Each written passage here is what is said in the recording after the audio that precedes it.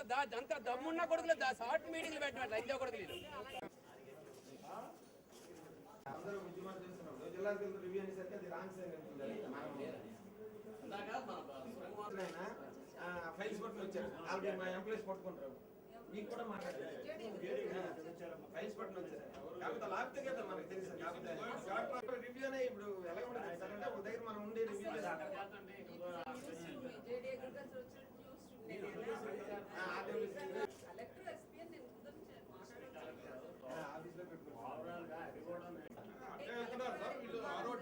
బయట వీళ్ళు ఆపారు.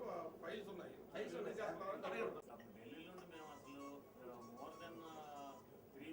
అంటే చాలా అన్ని వర్గాలు ఉంటాయి. అంటే లోకల్ గా చాలా దీని మీద కాన్సన్ట్రేషన్.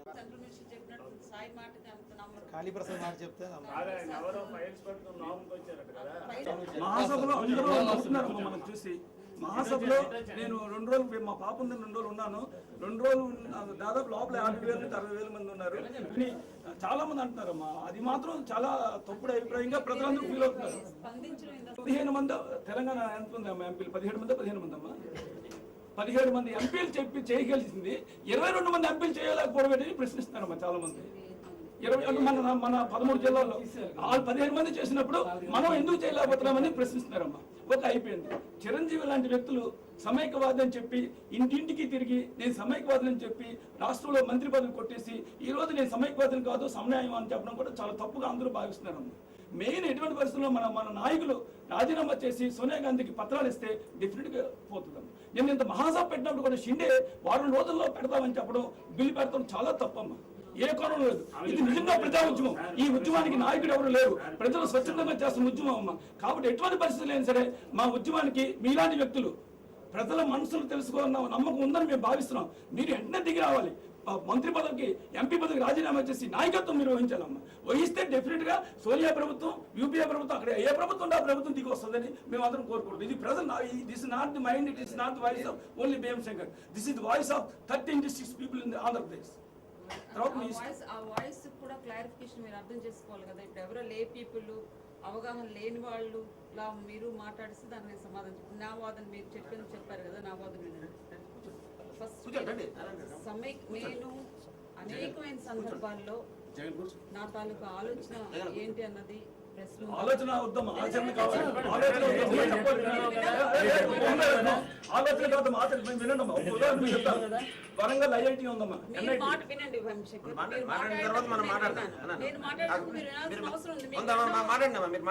ప్రధాన ప్రతిపక్షం మేము రాష్ట్ర విభజనకు ఓకే, మేము రాష్ట్ర విభజన కావాలి అనే సందర్భంలో మేము 8 మంది కేంద్ర మంత్రులు రాజీనామా చేస్తే will it solve the problem number 1 అన్నారు. హోమ్ మినిస్టర్ ఇంత రాష్ట్ర విభజన ప్రకటన తర్వాత ఆంధ్రప్రదేశ్ రాష్ట్రం అతలాకుతలం అవుతుంటే హోమ్ మినిస్టర్ ప్రకటన చాలా విషాదకరం. ఆయనేమో కేబినెట్ నోట్ ప్రిపేర్ చేస్తున్నారు.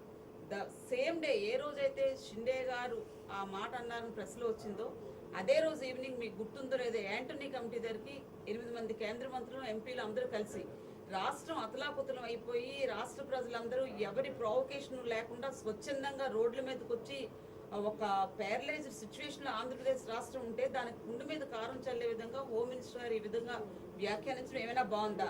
దానికి మీరు అడ్డకట్ట వేయాల్సిన అవసరం లేదా? మీరు మాకు వెనక్కి తిరిగి వెళ్ళమంటారు లేదా అని అదే రోజు యాంటనీ కమిటీకి వెళ్ళి మేము చెప్పడం జరిగింది. మీరు అనుకునే విధంగా మేము 8 మంది కేంద్ర మంత్రులను రాజీనామా చేయటం వల్ల ఈ రాష్ట్రం సమైక్యంగా ఉంటుంది అని ఒక స్పష్టమైన భరోసా మీరు అన్ని యాంగిల్స్ లో అందరినీ స్టడీ చేసి మీరు ఒక మాట చెప్తే మిగతా 7 మంది విషయం నాకు తెలియదు. నేను రాజీనామా చేయడం సిద్ధంగా ఉన్నాను. అనేకమైన సందర్భాల్లో చెప్పాను. ఈ రోజు అదే మాట చెప్తున్నాను, రేపు అదే మాట చెప్పబోతున్నాను. నిన్న కూడా నేను అదే చెప్పాను. ఒకవేళ మీరు అనుకునే విధంగా రాజీనామా చేసినట్లయితే హోమ్ మినిస్టర్ అనే మాటకి మేము ఈవినింగే యాంటనీ కమిటీకి పిలిచి మేము కూర్చున్నాం. ఆ పని మేము చేయగలమా? ఇన్ కేసు మేము రాజీనామా చేస్తే సోనియా గాంధీ గారు కాంపౌండ్ వాళ్ళు మేము కూడా ఒక సాధారణ పౌరులం అయిపోతామండి. దయచేసి please try to understand us. మేము కూడా మీలాగే ఇప్పుడు మీరు సోనియా గాంధీ గారి దగ్గరికి వెళ్ళి మాట్లాడగలరా? భీమశంకర్ గారు, సాయి మీరు మాట్లాడగలరా? మీకు కాంపౌండ్ వాళ్ళ దగ్గర రానివ్వరు. ప్రధానమంత్రి దగ్గరికి వెళ్ళి మాట్లాడగలరండి. ఇప్పటి వరకు ఏదైతే కాంగ్రెస్ పార్టీ గడిచిన 30 రోజుల క్రితం 40 రోజుల క్రితం ఒక రాష్ట్ర విభజన ప్రకటన చేసిందో మీకు తెలుసు, మీరే అన్నారు. తెలుగుదేశం పార్టీ యాక్సెప్టెన్సీ ఇచ్చింది. వైఎస్ఆర్ పార్టీ మేము తెలంగాణ సెంటిమెంట్ ని గౌరవిస్తున్నాం అని చెప్పారు. సిపిఐ చెప్పింది ఏం చెప్పలేదు, ఒక సిపిఎం పార్టీ చెప్పలేదు అనుకుంటా. అన్ని పార్టీలు చెప్పిన తర్వాత కాంగ్రెస్ పార్టీ ఒక రాజకీయ పార్టీగా కాంగ్రెస్ పార్టీ కూడా మేము రాష్ట్ర విభజనకు అనుకూలమైన పార్టీ పరమైన నిర్ణయం తీసుకుంది.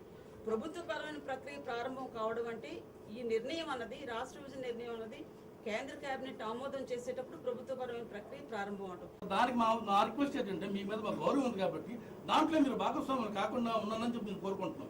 మీరు ఎవరైతే ముందుకు వస్తారో మీరంతా చరిత్రలో మీరు చాలా ప్రముఖ పాత్ర వహించే అవకాశం మీకు ఉంటుంది. మీరు రాజీనామా చేసి మీరు వచ్చారంటే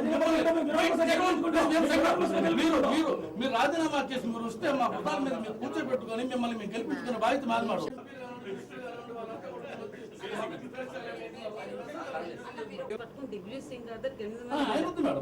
ఫస్ట్ ఇప్పుడు మరి మనం వెళ్ళామంటే స్పీకర్ ఫార్మాట్ లో స్పీకర్ కి ఇచ్చేసి రావడం అలాంటి డెసిషన్ తీసుకోవడానికి అంటే ఈ ప్రక్రియ ప్రారంభం అయ్యేటప్పుడు మన ఆలోచనలు దీన్ని కంట్రీలో ఉన్న రిమైనింగ్ స్టేట్స్ అని సెకండ్ ఎస్ఆర్స్ అన్నవాడు ఒక ఆంధ్రప్రదేశ్ రాష్ట్రానికి సెపరేట్ ఫార్ములా ఏంటని మా ఆలోచనలు మేము పెడదామని అనుకుంటున్నాం. వాళ్ళు ఎలాగో యాక్సెప్ట్ చేయరు మేము చెప్పింది మీరు విన్నప్పుడు మేము ఎందుకు ఉండాలి ఈ పార్ట్ ఆఫ్ ద గవర్నమెంట్ అని మా నిర్ణయం మేము తీసుకున్న ఆలోచనలో ఉన్నాం.